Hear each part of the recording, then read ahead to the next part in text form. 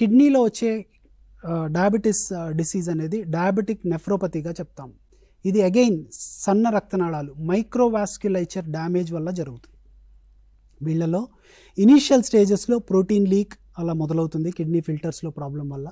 సమస్య ప్రబలుతున్న కొద్దీ వాళ్ళల్లో కిడ్నీ ఫంక్షన్ డౌన్ అవటం, అంటే క్రియాటినిన్ అనేది మనం కిడ్నీ ఫంక్షన్ చెప్పే టెస్ట్, ప్రోటీన్యూరియా అనేది కిడ్నీ గ్లోమెరులార్ ఫంక్షన్ అంటే కిడ్నీ ఫిల్టర్స్ యొక్క పనితీరుని చెప్పే టెస్ట్.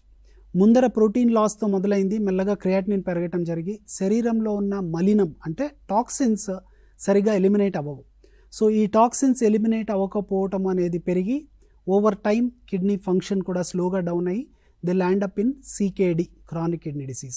ఆ స్టేజ్లో వాళ్ళకి ఫర్దర్ ట్రీట్మెంట్లు అవసరం పడతాయి. కాకపోతే అర్లీ స్టేజెస్లో అంటే జబ్బు సీరియస్ అవ్వక ముందర స్టేజెస్లో ప్రోటీన్యూరియా అని మనం ఇందాక చెప్పుకున్నాం, ఆ స్టేజ్లో కనుక మనము డయాగ్నోస్ చేసి ట్రీట్మెంట్ ప్లాన్ చేసుకున్నట్లయితే జబ్బుని కంట్రోల్ చేయటము, ఇనీషియల్ స్టేజెస్లో అయితే పూర్తిగా రివర్స్ చేయటము, కొంత స్టేజ్ ప్రోగ్రెస్ అయిన తర్వాత కంట్రోల్ చేసి దాన్ని స్టేబుల్గా మెయింటైన్ చేసుకునే ప్రయత్నం చేయొచ్చు. ఈ రోజుల్లో చాలా న్యూయర్ డ్రగ్స్ వల్ల మనము కిడ్నీస్ ఫంక్షన్ని 10-15 ఇయర్స్ బ్యాక్తో కంపేర్ చేస్తే చాలా వరకు స్లో చేయగలుగుతుంది.